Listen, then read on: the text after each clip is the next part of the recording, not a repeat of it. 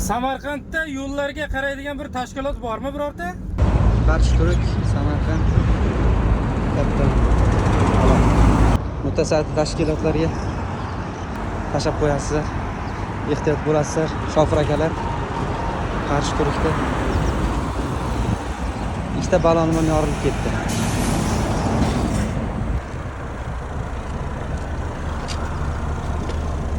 Bu voqea 28-aprel kuni 2025-yil shu bugungi erta tongda bo'layotgan voqea. Bu bola hay mayli, imkoniyati bor, yangi balon qo'yib ketdi. Lekin taksichilik qilib arendaga ba'zir kunini o'tkazayotgan oilalar borda, radarlardan qochib, radarlarga pul to'lab, ularda ikkita baloni ham yorilib ketsa, ularni baloniga kim pul to'laydi? O'sha yo'lga qaraydigan bir tashkilot pul to'lab berish kerakmi endi?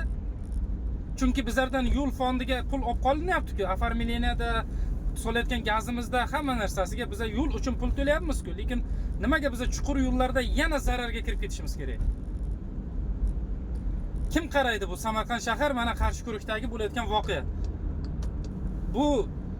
Bunaqa yamolar O'zbekiston bo'ylab juda ham ko'p.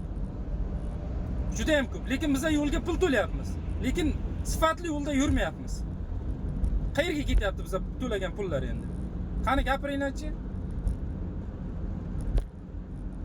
Videoni kimga tashlab qo'yishni o'zlaring bilasizlar. Bo'ldi, boshqa gapim yo'q.